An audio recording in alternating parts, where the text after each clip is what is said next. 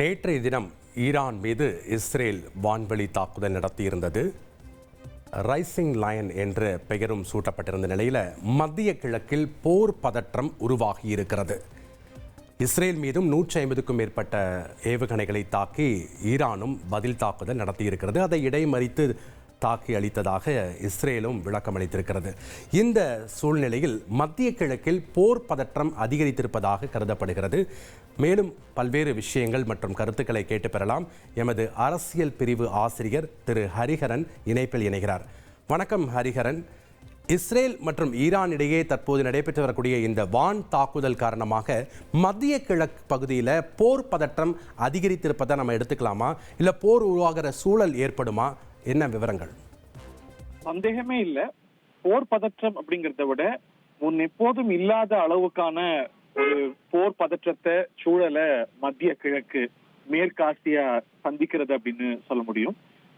காரணம் என்னவென்றால், வழக்கமா ரெண்டு தரப்பும் தாக்கிப்பது ப்ராக்சிஸ் மூலமா அணுகிக் கொள்வது என்பதை தாண்டி நேரடியாக இஸ்ரேல் இஸ்ரேல் மோதல் கடந்த ஆண்டும் கூட பார்த்திருக்கோம். அதையெல்லாம் விஞ்சக்கூடிய அளவுக்கான மோதலாக இந்த முறை உருவெடுத்திருக்கிறது. காரணம், ஈரானுடைய அணு சக்தி கேந்திரத்தை இஸ்ரேல் தாக்கி இருக்கிறது. அது மட்டுமல்லாது ஈரானுடைய முக்கிய தளபதிகள், அணு விஞ்ஞானிகள் இவங்களை எல்லாம் கொண்டிருக்கிறாங்க. இது முன் எப்போதும் இல்லாத பதற்றம் அப்படின்னு வர்ணித்திட முடியும். இயல்பாகவே ஈரான் அதற்கு பதிலடி கொடுக்கும் அப்படிங்கிற எதிர்பார்ப்பு நிலவியது.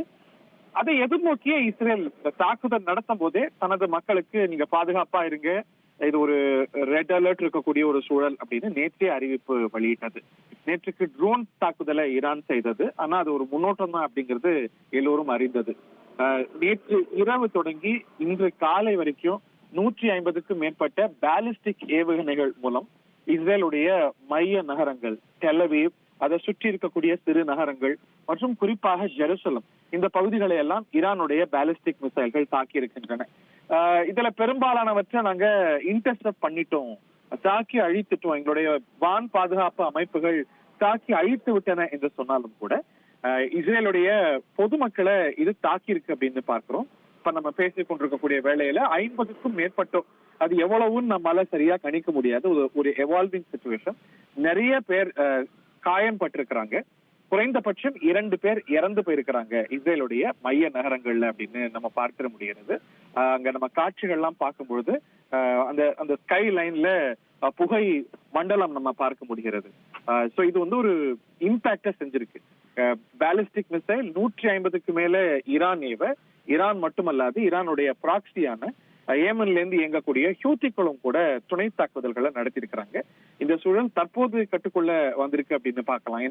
ஏன்னா மக்கள்லாம் வந்து பாதுகாப்பு இடங்கள்ல, இந்த ஷெல்டர்ஸ்ல இருந்து வெளியில வரலாம் அப்படின்னு இஸ்ரேல் அறிவித்திருந்தாலும் கூட அதுக்கு பக்கத்திலேயே இருக்கணும் அப்படிங்கிற அறிவுறுத்தலை வெளியிட்டு இருக்கிறாங்க. இஸ்ரேலுடைய வான் பரப்பு மூடப்பட்டிருக்கு. சிவிலியன் ஏர்கிராப்ட் எதுவுமே அங்க பறக்கல. அங்க மட்டும் இல்ல, இஸ்ரேலுடைய அண்டை நாடான ஜார்டன்லயுமே கூட ஏர் ஸ்பேஸ் மூடப்பட்டிருக்கிறது.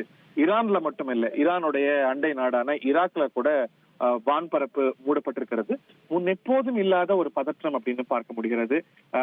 நீங்களே தலைப்புச் செய்தியில குறிப்பிட்டு சொன்னது போல ஈரானுடைய நியூக்ளியர் புரோகிராம தாக்குவதுதான் எங்களுடைய நோக்கம். ஈரான் கிட்ட நியூக்ளியர் பாம் கிடைப்பது அப்படிங்கிறது இஸ்ரேலுடைய அழிவுக்கு வழிவகுக்கும். அதை நாங்க முன்ஜாகிரதையாக தடுத்து அழிப்பதுதான் எங்களுடைய நோக்கம் அப்படின்னு சொல்லியிருக்கிறாங்க. அதுல கவனிக்கப்பட வேண்டிய கீவேர்டு என்னன்னா, முழுமையாக ஈரானுடைய அணு சக்தி அமைப்பை, அணு ஆயுத கட்டமைப்பை, அணு ஆயுதம் கிடைக்காம இருக்கிறதுக்கான ஒரு சூழல் உருவாக்கணும், அதை முழுமையா செய்யணுங்கிறது தான் எங்களோட நோக்கம்னு பெஞ்சமின் நெத்தன்யாஹூ சொல்லியிருந்தார். அதோட பொருள் என்னன்னா, நேற்று நச்சான்ஸ்ல நடத்திய தாக்குதல்ல இன்னமும் கூட இட் இஸ் இன்டாக்ட், முழுமையா அது அழிக்கப்படலை அப்படிங்கிறது தான் பொருள். டொனால்ட் ட்ரம்ப்பும் கூட இதை ஒரு வாய்ப்பாக பயன்படுத்தி அவர் ஈரானோட ஒரு பேச்சுவார்த்தை மூலமாக ஒரு டீல் செய்து கொள்ள முடியும், ஈரான் வந்து பாம் டெவலப் பண்ணாது, அந்த என்ரிச்மெண்ட்டை தடுத்து நிறுத்த முடியும் அப்படின்னு ஒரு டீல் போட முடியும் அப்படின்னு நினைக்கிறார். நீங்க மேற்கொண்டு ஈரான் இதை செஞ்சதுன்னா இஸ்ரேல் மேலும் அடிக்கும் அப்படின்னு அவர் எச்சரிக்கையை விடுக்கிறார். சோ இதுல அமெரிக்கா எங்களுக்கு பொறுப்பு இல்லைன்னு சொன்னாலும் கூட அமெரிக்க கரங்கள் இதன் மீது கண்கூடாக தெரிகின்றன. இந்த பதற்றம் அதிகரித்து தான் குறையும் அப்படிங்கிறது கண்கூடு. ஏன்னா இதுக்கு ரெஸ்ட்ரெயின்ட் 2 தரப்பும் எடுக்க போவதா தெரியல. இந்த பதற்றம் மேலும் அதிகரிக்கத்தான் செய்யும் அப்படின்னு நம்மளால பார்க்க முடியும். தந்தி டிவியை உங்கள் கேபிள் டிவி ஆபரேட்டரிடம் இலவசமாக கேட்டு பெறுங்கள்.